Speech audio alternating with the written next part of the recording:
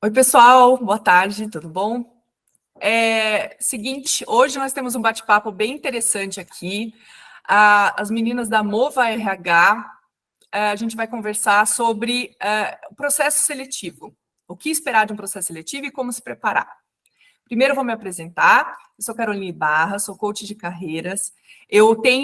A minha formação inicial é advogada. Eu trabalhei 20 anos na área tributária, mas depois de um processo de autoconhecimento, eu percebi que o que eu mais gostava era ajudar as pessoas a encontrarem o seu próprio caminho na sua carreira, né?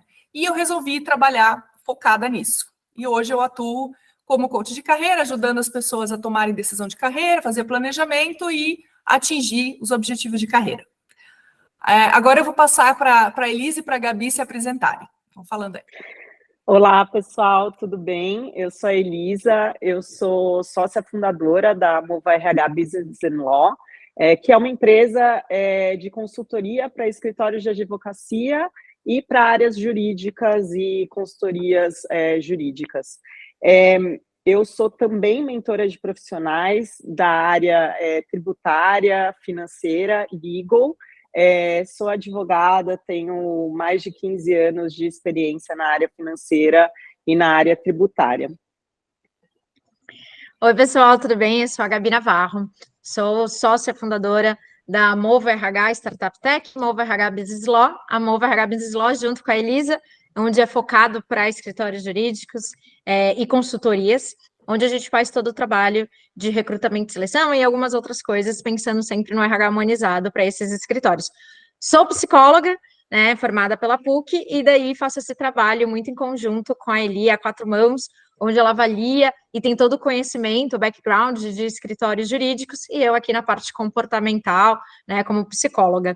E será um prazer a gente bater esse papo hoje sobre processo seletivo e recrutamento, que é aí uma das minhas paixões. Legal, muito bom. Meninas, vocês podem falar um pouquinho sobre o que esperar de um processo seletivo? Eu sei que muita gente está participando e sabe, mas tem muita gente que está há muito tempo na mesma empresa, está há anos sem participar e as coisas mudaram. Então, se vocês puderem atualizar como que está e o que esperar no processo seletivo hoje, seria legal. Legal. Quer começar, Ali? Eu acho que sim, e começar com uma coisa que me veio à mente. A Carol falou assim, tem pessoas que estão participando de processo seletivo e tem gente que está há muito tempo em empresa. Tem gente também que está um tempo fora do mercado. E sempre bate, né? Sempre bate aquela dúvida e vem, né, Carol, o pessoal que vem fazer coach, mentoria com a gente, aquela coisa assim, dá para voltar para o mercado? Eu vou ser absorvida pelo mercado? Como é isso? E acaba que esse processo de achar uma nova oportunidade vira um bicho de sete cabeças, né? Primeiro pelo o medo da rejeição, o medo do desconhecido, o que eu vou encontrar do lado de lá, como as pessoas vão me tratar no processo seletivo, enfim. Eu acho que o que a gente vai focar hoje aqui é realmente do lado do candidato. Então, prestar atenção nos pontos que os candidatos têm que atentar para se preparar para um processo de seleção. Então, esteja você numa empresa procurando alguma coisa nova, esteja você no mercado de trabalho há pouco ou há muito tempo aí procurando uma oportunidade. Gabi, depois você me corrija aí se eu esquecer alguma coisa, tá? O que eu acho muito importante, aí a gente vai falar, isso eu acho que eu vou até deixar um pouquinho para depois, que a questão do autoconhecimento, né, Carol, aí de a pessoa saber exatamente o que ela quer, né, para onde ela quer ir, mas eu acho que até esse ponto a gente pode deixar um pouco depois para aprofundar. Eu acho que os pontos básicos mesmo prepare seu LinkedIn. A gente pega muito LinkedIn desatualizado, uns desatualizados porque não tem as experiências profissionais que a pessoa passou, e outros muito vazios. Então, assim, advogado júnior, coloca que é advogado júnior, é advogado pleno, às vezes a pessoa vai lá e coloca advogado. Uhum. E aí a gente não sabe se é um advogado júnior, não sabe se é um advogado pleno, não sabe se é um advogado sênior, não sabe se é um coordenador, não sabe se é um sócio. Tributarista, a área, eu acho até tem a primeira linha ali do LinkedIn, né, de preferência assim, ó, advogado júnior embaixo, área D, mercado de capitais, área tributária. Isso eu acho muito importante, porque a gente que está aqui buscando esses profissionais é o que vai ali saltar para a gente de início. Então, para a gente conseguir achar vocês, né? Para a gente conseguir achar os profissionais. E discorra bem no seu LinkedIn, tem uma parte ali de qualificação e de apresentação que você pode colocar ali o seu histórico bonitinho, as atividades que você mais desempenhou, que você tem mais experiência, enfim. Coloque lá se você tem inglês e todas as suas experiências profissionais. CV, a mesma coisa. Currículo não precisa ser um currículo super extenso, mas também não pode ser um currículo de 3 linhas. Então, assim, a cada experiência que a pessoa passou, dá uma pincelada ali nas experiências e deixa claro, trabalhei com impostos, quais impostos? Indiretos? Foi IPI? Né? Foi ISS? Foi ICMS? Você fazia compliance? Né? Você fazia consultoria? Você era da... Enfim, a gente precisa desse material porque, às vezes, a gente passa batido pelo candidato porque ele não fornece esse tipo de informação para a gente. Então, para a gente não perder o nosso tempo também, a gente não vai se aprofundar em currículo que não tem a informação que a gente precisa, né? Terceiro... Ou entrar em contato... Li, vou te complementar. À vontade. Ou entrar em contato com o candidato e, na verdade, ele é de outra área completamente diferente, né? Eu falo que não é nem só aqui do nosso lado, para o próprio candidato. Às vezes a gente entra em contato e é algo totalmente diferente do que ele faz. Ou é a vaga de sênior e você está falando com o júnior e vice-versa. Então, tudo isso, é claro, facilita o trabalho do headhunter, mas também evita com que a pessoa entre em contato, te gere uma expectativa, você como candidato, gere uma expectativa para uma vaga que não é para você. E daí, né, você marcou a entrevista, marcou um horário para fazer um phone screen, para conversar ali rapidamente por telefone, e às vezes não serviu, porque não estava nada disso detalhado, né? Eu acho Exatamente. que é pelo próprio candidato também, né? Exatamente. A gente liga, olha, tem uma vaga aqui, é direito societário. Aí a pessoa fala, não, mas eu só fiz trabalhista a vida inteira. E a gente assim, meu Deus, então desculpa, né? Deixa para depois, tipo, ficar aquela... outra coisa, preparação para entrevista. Meninas, eu acho que esse tema é um pouco mais longo, a gente pode discorrer aqui, eu vou só en passant. Na entrevista, você precisa saber falar sobre as suas experiências. Então, assim, já aconteceu de a gente passar por profissionais sêniores que não sabiam explicar o que eles faziam. Então, assim, você é do contencioso tributário.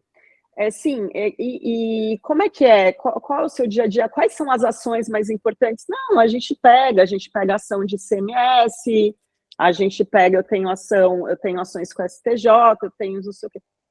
Tá bom. Mas qual mais temas que você tem se envolvido? Você troca com outras áreas do escritório? Sim, às vezes a gente troca, sim, às vezes é importante. E não aprofunda. Então, fica a gente, e a Gabi está avaliando o comportamental, eu estou avaliando o técnico. Eu ainda consigo puxar um pouco mais de informação do técnico, de assim, tá bom, mas qual tese do STJ? Mas qual tese de ICMS? Mas quais instâncias você trabalha? Eu espero que um candidato já venha me falando essas coisas, né? Eu atendo todas as instâncias, eu atendo municipal, eu atendo federal. A Gabi, ela está observando o seu comportamental. Então, imagina ela olhar e ver que eu que tenho que puxar de um candidato sênior o que ele faz. Então, no comportamental já peca. Então, assim, se prepare. Repasse o seu CV, repasse a sua experiência profissional no dia anterior da entrevista, para que aquilo flua. Porque, assim, a sua experiência é a sua vida. Você não está inventando aquilo. Você passou por aquilo. Então, nada mais natural do que você falar sobre a sua experiência. Deveria ser. Mas aí a gente vai voltar na autoconfiança, não sei o que depois. Gabi, o que você acha disso que eu falei? Deu, perfeito. Mas uma coisa também super importante é começar, né? Eu sempre falo, começa de trás para frente. Porque na hora que você começa lá das suas primeiras experiências e você vai falando, tem candidato que vem e fala tudo de uma vez, e daí você mas isso daqui era nesse escritório, é nesse, aonde que é? Por que é importante você criar uma trajetória, uma linha do tempo? Porque para quem está do outro lado, entrevistando, consegue entender os desafios, em quais momentos ele foi aparecendo, né? Então não fica, hoje eu faço tudo isso. Tá, mas como que você foi construindo, né, essa trajetória a chegar hoje em tal posição? E daí, importante também os motivos de saída. Parece que não, mas isso conta muito sobre a pessoa, as ambições dela, o que ela deseja, o que ela não gosta, né? Às vezes, algumas pessoas você percebe que fica um pouco insegura de falar, não me adaptei, não gostei da cultura. Isso é super importante, porque é o que eu falo. O correto de um processo seletivo não é você enfiar ali vaga goela abaixo do candidato, mas entender muito bem o que ele está procurando e o que eu tenho aqui do meu lado e ver se isso daqui bate. Então, se você fala, olha, eu não gostei desse escritório, não me adaptei por conta que saía muito tarde, por conta que o clima lá era muito agressivo, era muito pesado, eram muitos projetos. Não tem nada de errado nisso. Eu só vou entender se o escritório que eu estou oferecendo hoje, se ele ele também não concorda com trabalhar até tarde, se ele quer que as pessoas tenham vida, né, social também, né, se eles prezam isso. Então, isso é extremamente importante, porque eu estou conseguindo, né, dar o match ali entre cultura daquele escritório versus o que você está buscando, aonde que você se vê melhor trabalhando. Então, é extremamente... E se eu falar assim, salário, você vê que algumas pessoas ficam um pouco sem graça de falar que saiu por questão de remuneração.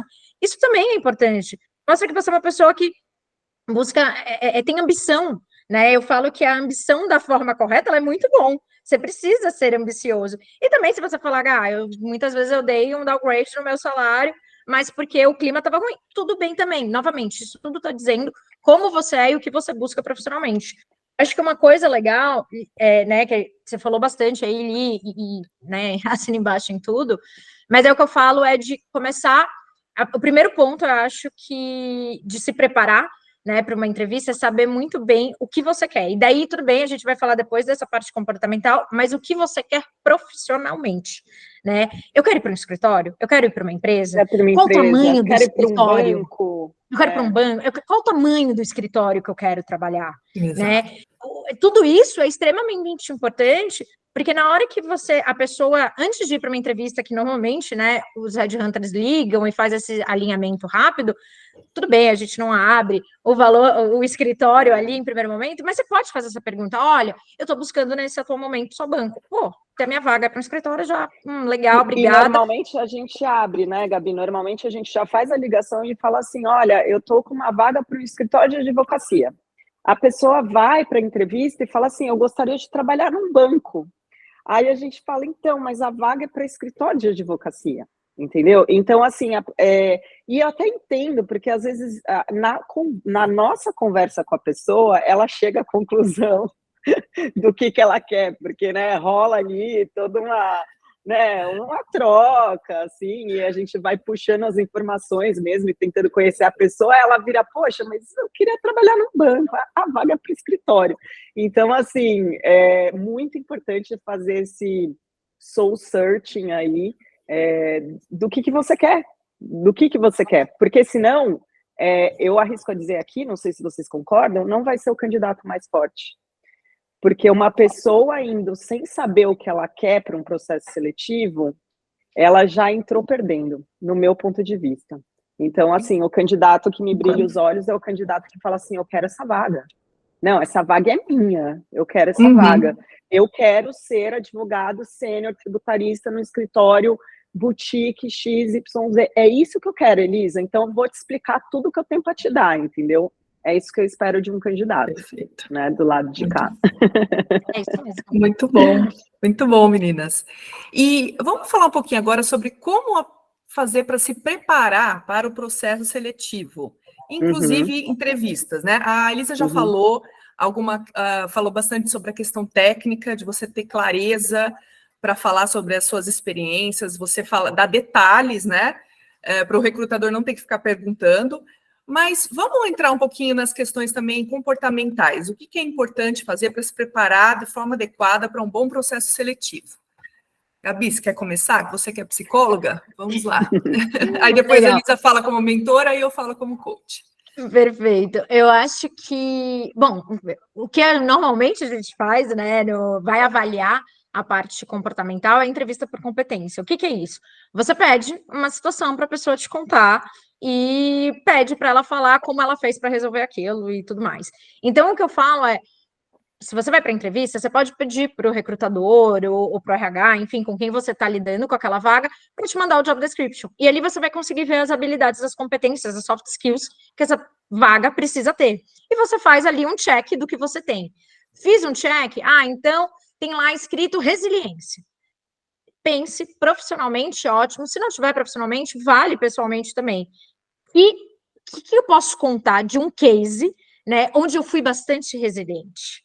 Então, o que eu falo é isso. Um dos preparos, né, a Elisa falou bastante do técnico, mas um dos preparos comportamentais é esse. Entender muito bem quais são as suas habilidades, quais são as habilidades que aquela vaga precisa, para você já se preparar para possíveis situações, porque, claro, na hora você está nervosa. A pessoa te fala, me conta, sei lá, o caso mais desafiador que você encontrou. Às vezes dá aquele, né, tela azul, normal. Agora, se você já tem aquilo, se você se preparou antes, eu já sei qual é o case super desafiador, eu consigo detalhar o porquê que ele era desafiador e como eu fiz, né, para resolver aquilo, como eu lidei com aquele desafio, é isso que a gente quer ouvir. Como você lida com a situação. Não tenho, sou júnior, não tenho profissionalmente ainda esses cases. Tudo bem, conta de algo pessoal, conta do desafio do intercâmbio, né? Conta do desafio de passar no AB, de decidir, né? Enfim, vai ter desafios pessoais também. Então, acho que isso é super importante. Só um ponto que a gente acabou não falando, que a Elisa falou muito rápido, que eu acho importante a gente falar da questão de se preparar, a gente sabe que hoje em dia é comum algumas pessoas passarem ali pelo ano sabático e ficam com receio de como lidar com isso. E graças a Deus, né, o mercado tem visto de outra forma, porque esse, inclusive, você pode não ter tido um aprendizado técnico muito grande, mas comportamental, com certeza, você teve. Claro, gente, eu não estou falando do ano sabático, que a gente chama de sabático, a gente fica o tempo inteiro no sofá, comendo pipoca e vendo filme. Não, eu estou falando aquele ano sabático que você foi viajar, conhecer o mundo, o ano sabático que você decidiu empreender, fazer um projeto pessoal, né, que seja maternidade. Você desenvolve muitas habilidades sendo mãe, né? Então, é importante isso, olhar por essas fases, esses momentos de vida, o que eu desenvolvi ali e poder trazer isso. E na hora que você estiver discorrendo, coloca o ano sabático, não deixa em branco. Fala, X período, sabático. Claro, 3 meses, gente, isso normalmente não é o sabático. Isso daí é entre um escritório e outro que você ficou ali no mercado e tá tudo bem. Né? Eu falo realmente um time sabático mesmo. Então, coloca no teu currículo, porque daí você não vai, como recrutador, olhar e falar assim, nossa, essa pessoa tem um buraco aqui. Não, você trouxe, inclusive, agregou esse período, né, que você fez um projeto pessoal, que você foi viajar e tudo mais. Então, acho que isso também é algo super importante aí se preparar pessoas nesse caso, né? Elisa? Quer complementar, Ali? Não, eu acho que é isso mesmo. Vou deixar a Carol falar um pouquinho agora do ponto de vista de coach. Carol, o que você acha? Bom, meninas, eu concordo com o que vocês falaram. Acho que é muito importante a gente ter estratégia para apresentar os diversos fatos que aconteceram na nossa carreira. Essa questão do desafio, eu também, quando eu estou preparando, né, tem uma pessoa que está participando de processo, eu sempre falo para pensar numa situação desafiadora, numa situação que não deu certo, mas que te trouxe um aprendizado. E aquela bendita pergunta dos pontos fracos, né? Pontos fortes você tem que ter na ponta da língua, quais seus pontos fortes, você tem que ter muita clareza, mas você tem que saber também os seus pontos de desenvolvimento. Mas aí você tem que ter estratégia para comunicar esses pontos de desenvolvimento. Você tem que falar sempre com a mentalidade de crescimento. Olha, isso aqui eu tenho essa dificuldade, mas eu estou trabalhando nela. Mas eu estou fazendo isso para lidar melhor com esse ponto. Porque às vezes acontece, muitas vezes o recrutador pergunta, faz essas perguntas mais, né? A pegadinha. E as pessoas têm que estar preparadas. Então, por isso... E aí, uma coisa que eu queria falar, gente, é que, assim, é natural a gente ficar morrendo de medo de participar de um processo seletivo. Porque, assim, nosso cérebro está sempre detectando ameaça, recompensa, ameaça, recompensa. Você está participando de um processo novo, automaticamente o cérebro entra no modo de ameaça. Meu Deus, como que vai ser isso? Quem que vai me entrevistar? A pessoa, como que é? Enfim, você N rejeitado. Dúvidas. Exato, e o cérebro também não gosta de dúvida, então às vezes ele cria certezas artificiais para lidar com aquela dúvida. Não vai ser, tá muito difícil. faz tempo que eu tô fora do mercado, eu nem tô vou, não sei o quê, né? eu nem vou, porque não vai valer a pena, ou eu vou, mas só para cumprir tabela, que não vai dar certo. A gente faz isso automaticamente. Então, na verdade, a gente tem que encontrar uma forma de trazer o nosso cérebro para o modo de recompensa. Não, olha, é um desafio, vamos lá, eu quero enfrentar esse desafio e vou aprender muito com isso, né? E o principal ponto para colocar nesse modo de recompensa é você ter essa sensação de controle. Eu estou controlando o processo. E como que você tem essa sensação de controle? Em primeiro lugar, autoconhecimento. Ter clareza dos seus pontos fortes, dos seus aprendizados ao longo da carreira. Você falar da sua carreira com propriedade, né? Você falar com muita clareza os resultados que você trouxe para cada uma das empresas, dos escritórios, enfim, onde você trabalhou. E até mesmo para falar de uma demissão, se você foi demitido, você não entrar no risco do vitimismo. Ah, eu fui demitido porque... Tá, legal, eu não me adaptei com o ambiente. Tá? Você não precisa entrar naquele papel de vítima, necessariamente. Mesmo que você tenha sido vitimizado, tenha sofrido uma injustiça, você trazer o protagonismo. Olha, foi uma questão assim, a empresa estava com corte de gastos e, infelizmente, eu fui dispensado, tal. Mas de uma forma muito objetiva, sem assumir o papel de vítima, né? Sempre se colocando como protagonista. Até porque... só te cortar, só para complementar com isso que você falou. Até porque, às vezes, o candidato acha que do outro lado, oh, meu Deus. Mas, assim, pensa como um recrutador, a gente ouve isso todos os dias. É normal, não tem nada demais pra gente. Nada demais. Entendeu? Não é você, meu Deus. Não, entendo que na tua vida, meu Deus, eu fui mandada embora. Mas pro lado de quem lida com entrevista todos os dias, você não tá me contando nada de novo, tá tudo certo. É mais comum do que... É que nem levar um fora de alguém no relacionamento. Exato. É normal, gente, faz parte da vida. Você levou um fora da empresa. Paciência, a empresa não quis ficar mais comigo por N motivos, foi demitido, pronto. Vida que segue, né?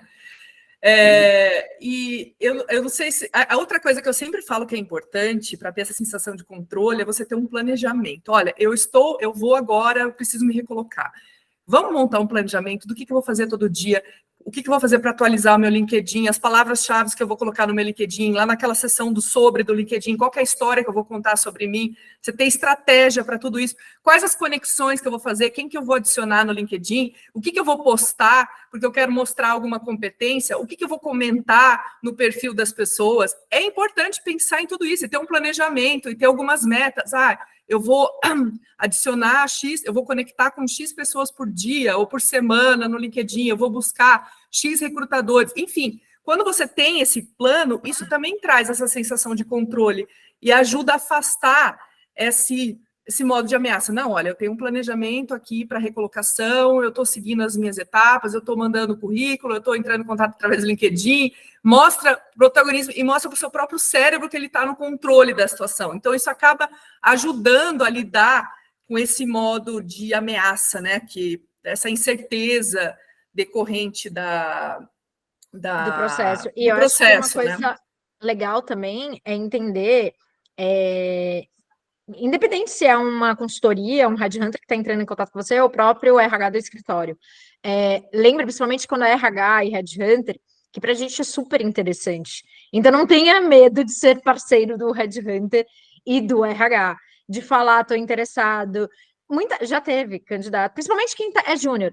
Gente, fala às vezes, né? Olha, minha primeira entrevista. Olha, eu não passei por muitas entrevistas, porque eu comecei no estágio e fiquei, estou até agora, então não passei por muito.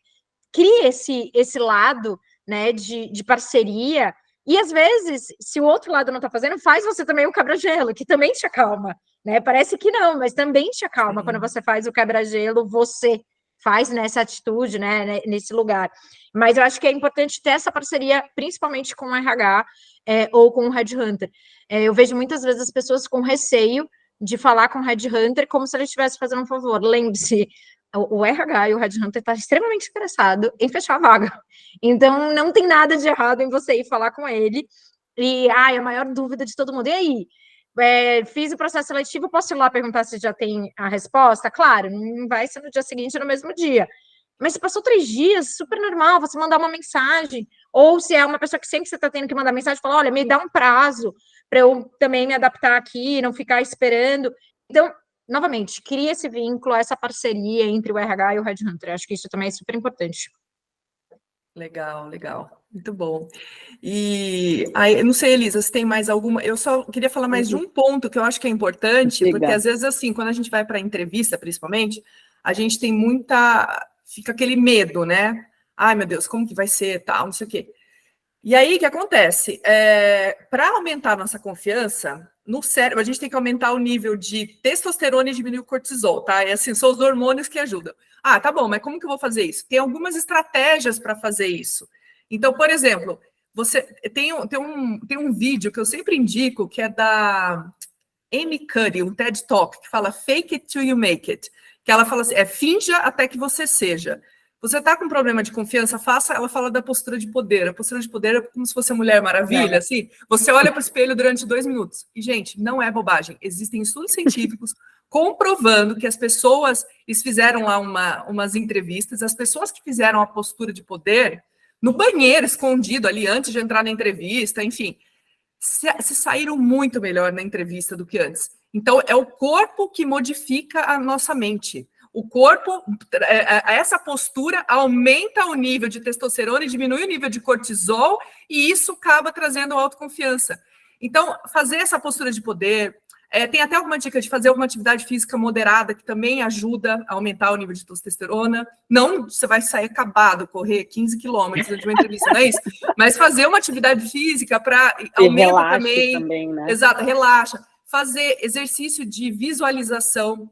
O Michael Phelps, antes das provas, eu li um livro, O Poder do Hábito, e ele fala que o Phelps, toda vez ele passava um vídeo na cabeça dele. Antes da prova, era o vídeo da prova perfeita. Ele visualizava em câmera lenta, ele pulando na piscina, dando as braçadas, fazendo a virada, tudo. E aí o treinador dele, ele tinha todo um ritual antes das provas. E o treinador só falava, toca o vídeo. Aí já era um gatilho para ele dar o melhor dele. Então, assim, encontre seu próprio ritual, encontre a forma de colocar, trazer foco e autoconfiança, principalmente para qualquer momento decisivo, mas uma entrevista de emprego sempre é muito tensa. Então, isso ajuda não só a aliviar a tensão, exercício de relaxamento e tal, mas a aumentar o seu foco também. E não sei, Elisa, você tem algum comentário em relação a isso? Tem alguma dica adicional? Nossa, concordo muito, 100%. Eu adicionaria a meditação e exercícios de respiração, com certeza. Perfeito. Gente, incluam no dia a dia de vocês, na rotina, principalmente para quem é ansioso, para quem tem muito receio nesses momentos, porque também é cientificamente comprovado que você altera o seu cérebro através da meditação, através de exercícios respiratórios, que te levam a um estado meditativo também. Então, muitas vezes antes de reuniões importantes, já passei de 20 a 30 minutos fazendo exercícios de respiração e meditação. Sempre me ajudou. Tirou totalmente meu nervosismo? Não, mas me ajudou a não sair do eixo no momento. Então, assim, você abaixa mesmo a frequência cerebral, dá uma bela ajudada a isso. Eu acho assim, quem tem muito receio de entrevista, faça muita entrevista. Faz uma atrás da outra, porque é um músculo que você treina também. Então, assim, a primeira, gaguejei, esqueci de falar a coisa, tenha como a Carol falou, se prepare, tenha um roteiro, né? Saiba o seu script, conheça seus pontos fortes, seus pontos de desenvolvimento, conheça um case. E vai. Não conseguiu a primeira vez? Gente, de novo, não conseguiu a primeira vez? De novo, não conseguiu, de novo. Aí uma hora você vai virar o especialista da entrevista. Você vai falar, pós-graduei em entrevista, porque é isso, né? Tudo que a gente se exercita e repete, a gente vai melhorando. Então, assim, não se amedronte ao ponto de evitar essa situação, porque eu sei que tem pessoas que evitam. Situações de exposição, situações em que a pessoa é avaliada. Se for muito grave essa trava e essa situação, tem que procurar uma ajuda. Uma terapia pode ajudar. Aí você vai o quê? Se autoconhecer. Autoconhecer é um dos pilares da inteligência emocional. Se autoconhecendo, você sabe o que é que está dando aquele, né, vindo aquele gatilho ali naquele momento que te dá um pânico. Então, assim, às vezes alguma situação que você já passou na sua vida difícil, às vezes situações de rejeição que te fizeram muito mal. Então, vamos lá, vamos descobrir por quê. Porque você sabendo, a hora que o cortisol começa a correr ali no sangue, né, Carol? A hora que a adrenalina vai a milhão e o coração começa a palpitar, você começa a ficar com falta de ar, você lembra o porquê que você está se sentindo daquele jeito. E aí é uma das formas de autocontrole, que é o segundo pilar ali da inteligência emocional. Tem tanta coisa, tanto conhecimento eu gosto muito de ajudar pessoas que estão procurando uma recolocação, ou sendo, né, um novo desafio, ou fora do mercado de trabalho, porque tem tanta coisa que na mentoria, no coach, é possível a gente trabalhar, que às vezes passa batido, né, para a pessoa, assim, é desconhecido, só que é um trabalho que a gente faz, seja no arruma o currículo, arruma o LinkedIn, repassa todas as informações e o histórico, repassa cases, enfim, simula a entrevista. Tem gente que trava muito entrevista em inglês. É um adicional, é um dificultômetro, né? Então, eu gosto muito assim, já fez entrevista em inglês? Eu tenho inglês, mas nunca fiz. Tá bom, então vamos fazer antes. Não vai deixar para falar sobre você em inglês pela primeira vez ali na frente do entrevistador, entendeu? Então, treino, é um músculo, e aí depois, assim, a tendência é funcionar, claro, né? Eu acho que também uma coisa legal, né, que vocês falaram bastante da questão do controle, que é algo que a gente faz aqui na Mova, mas eu sei que não é todo mundo que faz. E a gente faz justamente para dar uma sensação de controle, uma segurança para o próprio candidato, que a gente quer que ele dê o melhor dele no cliente. Então, se o RH, se o Headhunter não fez isso, pergunte quem é a pessoa que vai te entrevistar e dê uma olhada no LinkedIn antes, porque isso faz com que você... Primeiro, você não se assusta, eu acho horrível, não estou falando que eu concordo, eu acho horrível ter 4 entrevistadores lá, tá? Mas acontece, né? Algo que eu não tenho controle, enfim, vai acontecer. E daí... 4 sócios entrevistando um júnior, mas a gente não está falando dos líderes agora. Exato. Então, assim, o que você, candidato, pode fazer? Pergunta, quem são as pessoas que vão entrevistar? Até porque se você chegar lá e tiver a parede, que eu brinco, você já sabe que você vai encontrar a parede. Você sabe exatamente quem são as pessoas da sua parede, né? Da onde elas vieram, mais ou menos qual é o perfil dela, qual é o histórico profissional. Isso faz com que você te ajude a entender mais ou menos o que essa pessoa, ela pode gostar, o que não gostar, você pensar mais ou menos o que trazer, o que vai fazer sentido até a própria vaga, né? E aqui é muito acadêmico, esse pessoal é muito acadêmico. Se você vai responder diretamente para ela, pode ser exatamente isso. Se você tiver passado por um mestrado, um doutorado, tudo mais, saiba que isso é a estrelinha que você tem que falar mais para essa pessoa. As pessoas que não são acadêmicas, claro, não é para você não trazer, mas talvez você não precise se aprofundar tanto.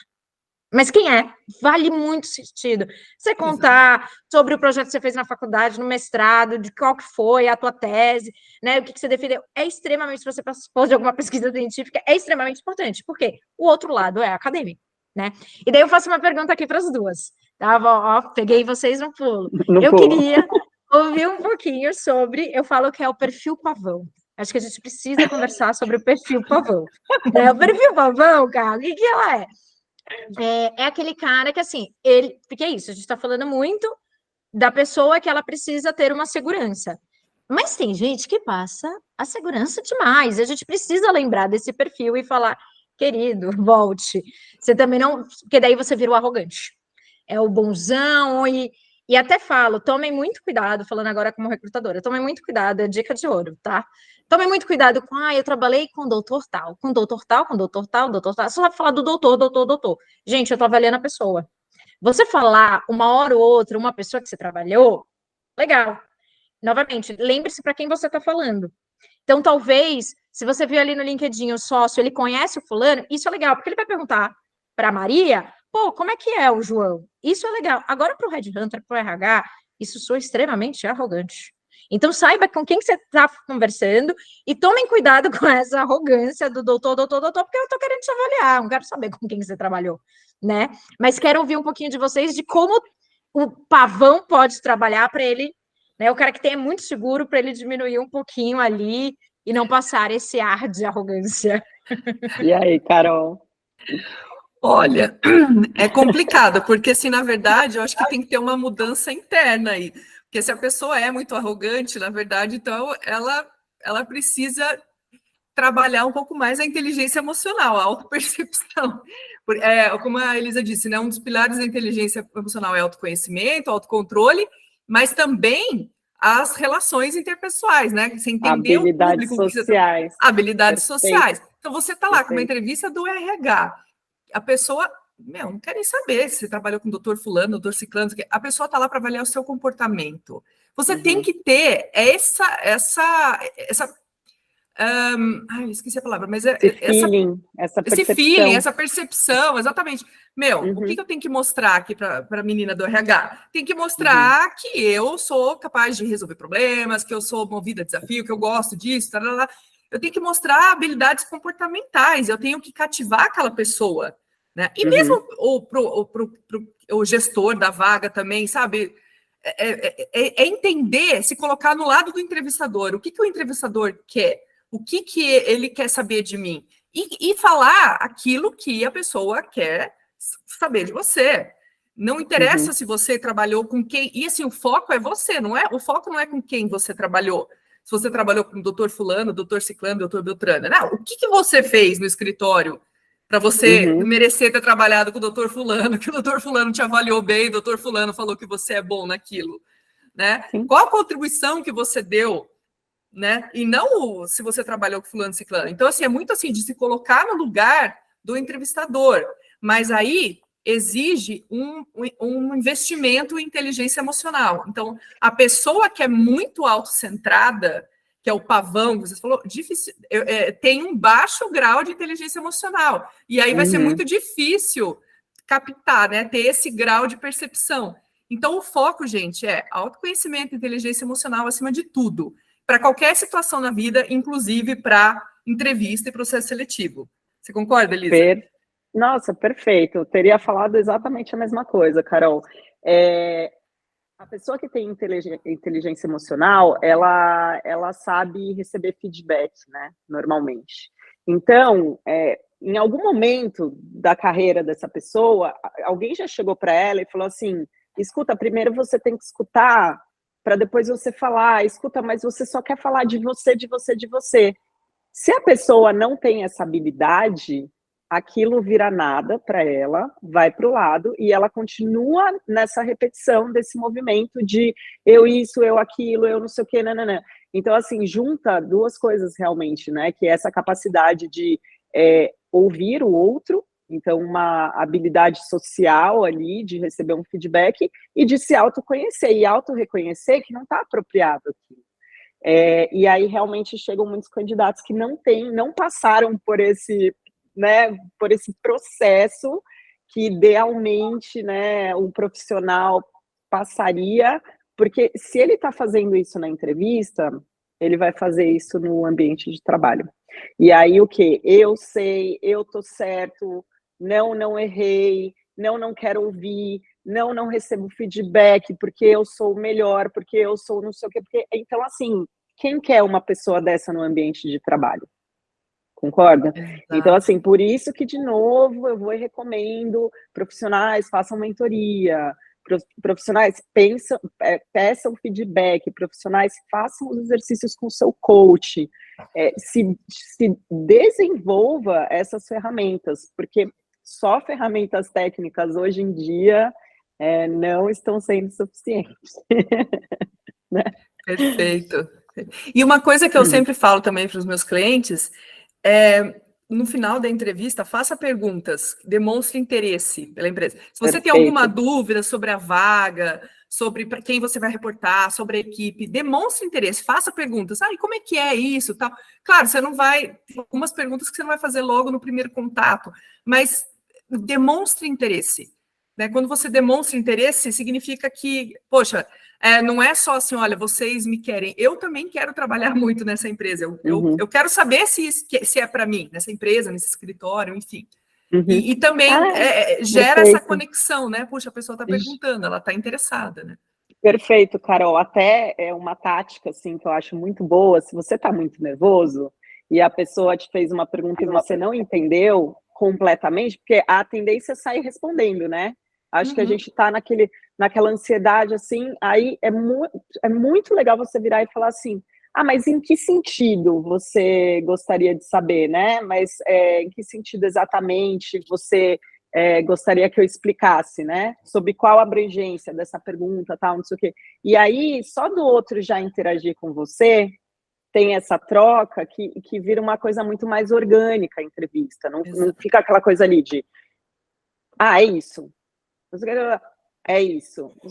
Não, tenta pegar, tenta ter o feeling do que o entrevistador está querendo tirar de você, que vai ser a melhor coisa, porque daí você vai tirar o seu cérebro da questão de tô sendo avaliado, ai que nervosismo, e entra no modo vou trocar com essa pessoa, entendeu? Vira um bate-papo depois, né? Vira um As melhores bate-papo, entrevistas são aquelas que as viram um melhores. bate-papo. É verdade, é Exato. verdade. Concorda, Gabi? Não, total, é exatamente isso. É algo que a gente preza bastante, né? O humanizado é isso, colocar o candidato no centro do processo. Mas é o que eu falo. É ok, eu sei que não é todas as consultorias assim. O que você pode fazer? Você provocar um pouco, virar um bate-papo, né? Então, por isso que eu falo, tá nervoso? Começa você fazendo quebra-gelo. E aí, tá frio, estamos tossindo, o que for, né? Demorou para chegar, o trânsito aqui. Pode parecer coisas banais, mas isso faz com que você também se acalme, né? Eu acho que isso é super importante. Uhum. E daí eu acho que vem a grande pergunta. Quando você deve participar de um processo seletivo ou não, né? Uhum. Eu vejo muitas Se a pessoa pessoas... está empregada, né, Gabi? Se a pessoa está ali num trabalho que ela gosta, tá empregada, tá satisfeita, tá ganhando o que quer ganhar, e aí, Gabi? Como é que faz? Olha, vou ser bem Participa? sincera, falando, é É. claro, né, como recrutadora. Eu acho que a gente não deve, se você está feliz aonde você está, eu acho que você não deve nunca ouvir, porque é importante ver como o mercado está te vendo. E qual que é a média de salário? Isso faz com que você tenha uma noção. Pô, o mercado está me vendo como um sênior alto agora. Pô, o mercado está me oferecendo um salário de tal. Então, isso é importante, fora você exercitar, né, tudo que a gente falou, toda essa parte de entrevista, para o dia que você achar que faz sentido, né? Então, é importante você estar sempre exercitando e você ter contato com o mercado. Mas o que eu falaria é, não vai para a entrevista final. Não segue muito na entrevista se você não tem interesse. Lembre-se que tem alguém do outro lado que ele vai criar uma expectativa. Ele também está demandando tempo e energia te entrevistando. Então, eu falo assim, atenda o telefone e tudo mais, bate um papo ali rápido para entender isso, o mercado. Como é que está o mercado, o salário, como o mercado está te avaliando. Isso no phone screen, o primeiro contato do recrutador, você já tem essa informação. Você não precisa seguir para a entrevista para falar, então, na verdade, só estava avaliando. E uma coisa super importante, pelo amor de Deus, não façam, porque eu acho que isso fica feio para o candidato. Não façam leilão, que é o quê? Você vai para a vaga, você não quer sair, você quer que alguém te dê uma proposta maior para você poder negociar dentro de casa. Isso é feio para todos os lados. Não faça isso. Acabou, eu participei de um processo seletivo, eu estava afim, eles me deram X valor e a minha empresa deu 20%, né? Meu escritório atual me deu 20% a mais, e eu decidi ficar porque já estou acostumado com aqui, eu gostava daqui, ok, é uma coisa. Mas quando é assim, claro que é leilão, isso é muito feio. Pode ter certeza que aquele recrutador nunca mais vai te chamar. Né? E fora que quando é assim também, o teu próprio, né, o sócio, ele também está percebendo que você está leiloando. Então ele sabe que daqui a pouco vai dar X meses, você está aqui de volta. Então, eu acho que essa é algo que eu falaria, né? Mas eu acho importante ouvir, sim, o mercado e tudo mais, porque vai que aparece também. Eu falo, você pode amar muito o escritório, mas tem lugar, claro, não é que você entrou 6 meses, 1 ano, 2 anos. Você já está um bom tempo. Eu falo que nem a geração mais nova que tá, né? A gente estava até conversando hoje, né, Lisa? De 6 meses, 8 meses, 3 meses em cada Eu escritório. ia falar. Nem a galera que tá há anos. Claro, você cresceu hoje, é sócio, isso fez um sentido. Agora você tá há anos no escritório, você ainda não é sócio, você não tá tendo uma projeção rápida, né? Um crescimento rápido naquele lugar. Eu também começo a ver de outras formas, né? Eu vejo, putz, será que essa pessoa aqui, ela também tá muito confortável? Então, assim, nossa, o cara tá ali há 8 anos na mesma posição, sabe? Pô, então eu acho que isso também diz comportamentalmente muito do candidato. Então, eu falaria, tá muito tempo e também não tá tendo esse crescimento rápido, gente, nenhum lugar é perfeito, né? Então, outros lugares também podem ser tão bons. Eu acho que se aplica muito a questão do bom senso nesse tópico, sabe? Porque, assim, eu também acho que a pessoa tem que saber quanto que ela vale no mercado, o que está acontecendo ali fora, não sei o quê. Agora, por exemplo, uma pessoa acabou de ser contratada por um emprego que ela queria. Era o trabalho dos meus sonhos. Fui contratada. Passou um mês. Às vezes a pessoa ainda está no desgaste daquele processo seletivo, que ela lutou por aquilo, que ela não sei o que, ela entrou, aí ela está passando por uma adaptação, por um onboarding, está gostando, não sei o que. Não sei, entendeu? Às vezes também não sei se esse é o melhor momento para isso, sabe? Então, concordo justamente com o que você falou, Gabi, e adiciono a questão do bom senso do momento. É o momento? Tô há algum tempo no escritório, tô há uns 2 anos aqui, quero saber como que tá o mercado, tudo bem, saiba mesmo. Agora, se tenha um julgamento sobre essa situação também, né? Porque não é nada nem nada, são partes envolvidas ali no processo, né? Exatamente. Eu concordo muito com o que vocês falaram, vai depender muito do momento que a pessoa está e a situação. E eu acrescento mais uma coisa, porque eu gosto muito eu sempre falo muito do livro Essencialismo, eu tento seguir muito essa filosofia, que é focar somente no que for essencial e eliminar aquilo que não for. Então, assim, você acabou de entrar no seu emprego, você passou por um processo seletivo, você acabou de entrar no emprego dos sonhos, você está se adaptando e tal. Aí surge o recrutador lá para te chamar para outra vaga. Você vai sair? Não. Não vai, e eu já sei como é que está o mercado, porque eu acabei de sair de um processo. Acabou de sair de um processo. Não faz sentido gastar tempo e energia com aquilo, minha e do recrutador. Não faz sentido. Então, assim, não faz sentido nenhum. Eu não tô. É que a gente tem uma dificuldade de abrir mão das coisas. Assim, a gente quer ter certeza de que a gente fez a melhor escolha possível. Mas às vezes você fala assim, eu já participei do processo, eu entrei. Cara, dentro de tudo que aconteceu, foi a melhor escolha. A empresa me fez uma proposta, eu achei interessante, estou super feliz, e é isso. Se você ficar gastando tempo e energia olhando para o mercado nessa situação, você vai tirar o foco de outras coisas que são muito importantes para você. Ali, da sua adaptação, exatamente. Por exemplo, do seu onboarding, né? Você tira ali total o foco, que é um momento, e a gente já passou por isso também, Gabi, de pessoa entrar e não ter foco no início, entendeu? E tá com a cabeça all over. Eu falo assim, gente, você acabou de começar num emprego novo. É um namoro novo, é um começo, entendeu? Então, assim, olha, vamos colocar todas as energias nisso aqui para deixar a melhor das impressões ali, né? Para a empresa que você acabou de entrar e também para desempenhar o melhor papel que você pode ali, porque o começo, eu acho o começo essencial. Às vezes é desafiador, e lembrar disso, né? Que nem todo namoro você se apaixona no primeiro dia, né? Então, ou tem aquelas brigas iniciais também, aqueles desencontros, né? Liga, adaptações, não liga, exato, adaptações fazem parte. Então, lembrar que, gente, hoje tem estudos que falam não é nem mais 3 meses, são 6 meses de onboard, né? Para realmente você ter uma curva de aprendizado, de adaptação suficiente para você estar rodando redondinho, né? Então, lembre-se disso, você também como candidato. Porque daí entra, não gostei, acho que foi a escolha errada. Calma, dê tempo. Lembre-se que você está se adaptando, o outro lado também está se adaptando a você, sabe? Dê tempo, decorda um pouco. Então, eu vejo que a geração mais nova, eu falo eles, porque é o que a gente vê mais se a gente olha o currículo, né? Eles pulam muito rápido, tudo bem, tem a questão, tudo bem não, tem a questão do salário, né? Mas também muitos é por essa ansiedade. Eu tenho que estar performando, eu tenho que estar... Lembre-se, é normal você ter a tua curva de aprendizagem, né? Tá tudo bem. Então, acho que isso é muito importante. E pedir feedback. Tá angustiado, tá ansioso, aqui a gente faz um fit, né? Quando o candidato entra no primeiro, segundo e terceiro mês. de ligar para o candidato, e aí, tudo aquilo que eu te vendi é verdade, você está se adaptando, como é que está a relação e tudo mais. E daí muitas vezes fala assim, eu não sei, eu estou inseguro. Eu falo, você já pediu um one-on-one?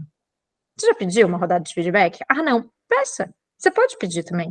Eu falo, né? É papel do gestor, mas também é nosso papel, porque somos os CEOs da nossa própria história profissional. Então, é nosso papel ir lá e falar: olha, eu sei que acabei de entrar, mas eu gostaria de ter um one-on-one, nem que fosse algo rápido, superficial. Queria ouvir um pouquinho de você, o que você está achando. Tá conforme você esperava? Isso daqui alinha as expectativas. Não deixe você ficar ansioso, angustiado, aquilo se tornar um bicho de 7 cabeças. Às vezes, daí sim você não vai performar bem, às vezes você tá vendo legal, daí você não vai performar bem, porque no fundo você só tá ansioso, nervoso. Se você alinhasse isso antes, né, as coisas seriam diferentes. Então, eu acho que... E o principal também, não escolha, a gente vê muita gente escolhendo vaga na ansiedade, né? Então, não escolha vaga na ansiedade, isso que a Carol falou. Pergunte muito bem do que é, como que é no processo seletivo, né? Como que é esse escritório, quem são essas pessoas, como que é aí, se for possível, gente, eu sei que esse escritório hoje em dia nem tanto, mas outras empresas, vai olhar no Glassdoor, hoje em dia tem lá o do Instagram, lá dos estagiários, isso conta bastante, tá, da cultura, por mais que ali o foco é dos estagiários, isso conta, os expostos, vai lá ver se esse escritório não tá lá, vê se não tem alguém que você conheça que trabalha nesse escritório, manda uma mensagem, pergunta, e aí, como é que é aí, como é que é o clima, como é que é fulano, como é que é ciclano. Eu falo que também é papel do candidato ele fazer essa pesquisa e essa busca, né? Perfeito. Excelente, perfeito. Muito bom, meninas. Acho que é isso, né, pessoal? Acho que é isso. Vocês querem dar um recadinho final aí? Vocês que têm uma visão, tentam colocar um recrutamento mais humanizado, eu gostei muito desse comentário de vocês fazerem esse approach depois com o candidato, e aí, é isso mesmo, tal. Fala um pouquinho sobre essa abordagem que vocês têm. Legal. Aqui a gente se considera uma consultoria humanizada, e daí eu falo que, né, as pessoas perguntam o que é consultoria humanizada? É de colocar candidato, funcionário no centro de todos os nossos processos, de todos os nossos serviços. Pensando em processo seletivo, que é o tema hoje da live, é colocar o candidato no centro do processo, entender aonde ele quer chegar profissionalmente e pessoalmente, né, quais são os objetivos pessoais dele, porque isso também diz bastante, e tem que estar atrelado aonde eu quero chegar pessoalmente, e daí, muitas vezes, o que vai ser possível é o profissional. Então, entender muito bem isso e o que o meu cliente tem a oferecer e fazer esse match, né? Então, o que eu falaria para as pessoas que estamos assistindo todas as nossas vagas a gente posta no site da Mova RH. A Mova hoje tem 2 braços, a Mova RH, que é para empresa e startup, e o Mova RH Business Law, que são só vagas de advocacia. Então, o que eu falaria é, dá uma olhada lá no nosso LinkedIn, no YouTube, nas nossas redes sociais, a gente posta bastante conteúdo, né, sobre RH, sobre people, sobre processo seletivo, gestão de pessoas, tendência, semana de 4 dias e tudo mais. Então, o que eu falaria é, segue a gente, né, a Mova RH, a Elisa no LinkedIn, eu também, e o site é Mova RH, e ali você acha tudo, né, movarh.com. Muito bom. Elisa, mais um comentário? Eu acho essa questão, se eu puder complementar o que a Gabi falou sobre a Mova, é que realmente os candidatos com quem a gente tem contato não ficam sem resposta. Então, a gente não tem esse perfil de, né, abandonar a pessoa no meio do caminho, então realmente um cuidado, faz a parte do humanizado, e antes da gente iniciar o processo seletivo, a gente tem um cuidado muito grande de entender o perfil muito bem e o clima e a cultura do escritório ou da empresa para ter a maior chance de match do candidato, né, com o escritório e com a empresa. E também deixar um recado para quem está assistindo, falar que vocês são protagonistas da carreira de vocês, realmente cuidem como se estivesse cuidando de um bebê, porque merece esse cuidado, e eu acho que todo o esforço em prol da sua carreira é válido. Então, assim, existem muitos meios de otimizar a forma como você se apresenta no mercado de trabalho e as escolhas que você faz, né, Carol? para a sua carreira. Então, assim, lance mão de tudo isso. E, Cá, eu acho que você também poderia se apresentar, porque esse vídeo também vai para o canal da Mova, então acho que você também poderia falar do seu trabalho hoje, né, de forma assim breve, que nem a gente falou. Tá, legal. Bom, eu como eu já te falei no começo, né, eu tô atuando como coach de carreira, o meu foco são profissionais da área tributária também, por conta da experiência. Eu conheci a Elisa em uma das empresas que a gente trabalhou junto, empresa de consultoria. Mas assim, aí hoje eu uso a metodologia do neurocoaching, que é o processo de coaching com base na neurociência. Então, a gente pega muitos, com base no funcionamento do cérebro. Então, eu já falei muito disso, né? De modo de ameaça, modo de recompensa, como sair do modo de ameaça para ir para o modo de recompensa. Então, é todo um processo estruturado com base em conceitos na neurociência, tanto para a tomada de decisão de carreira. Então, muitas vezes a pessoa está com dúvida. Será que eu estou na área certa? Será que eu deveria procurar alguma outra coisa? Então, esse processo ajuda a pessoa a tomar decisões conscientes. Então, é um processo de tomada de decisão, autoconhecimento e tomada de decisão, mas utilizando algumas ferramentas para que a pessoa consiga tomar essas decisões de forma consciente.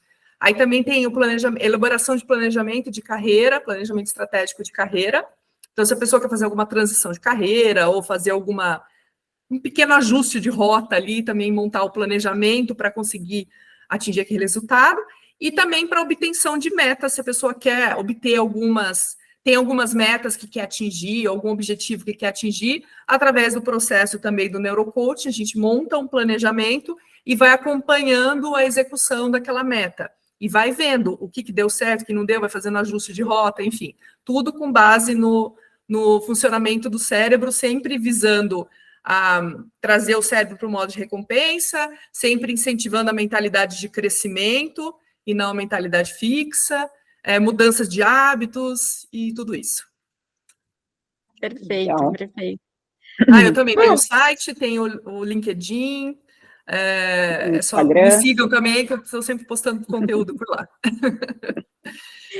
Legal, legal. Bom, gente, muito obrigada, né, pelo vídeo, pelo bate-papo aqui. Quem assistiu, né, peço para curtir, compartilhar, comentar. Mas agradeço as duas aí, esse bate-papo super gostoso. Acho que é super importante preparar os candidatos, né? Eu falo como recrutadora, se os candidatos soubessem onde eles querem chegar, com certeza iria ajudar muito o nosso lado aqui como recrutador. É meio caminho andado, quando está muito claro, né? Inclusive, a gente já fez, já aconteceu de candidatos, que a gente olhou e falou assim, putz, e dá esse feedback, fala, olha, eu gostei de você, mas na verdade acho que você precisava fazer uma mentoria, fazer um coach, acho que você precisa trabalhar algumas coisas antes, para depois a gente trabalhar com o seu perfil. Então, é algo super importante, né? É isso aí. E lembrando também, né, com o avanço da inteligência artificial, a gente tem que focar nos benditos dos soft skills. Inteligência emocional vai ser o diferencial, porque a parte técnica a gente vai estar perdendo de lavada hoje para a inteligência artificial. Então, assim, por mais que a gente esteja muito focado sempre na parte técnica, né? Mas agora chegou uma nova... A gente tem que mudar esse mindset. Se eu quiser me destacar, eu vou ter que trabalhar nessas questões emocionais, inteligência emocional, comportamental, soft skills. É isso que vai levar as pessoas longe. Vocês concordam comigo? Completamente, é isso mesmo. 100%. Isso aí. Então tá bom, gente. Obrigada a vocês gente. também, viu? Vou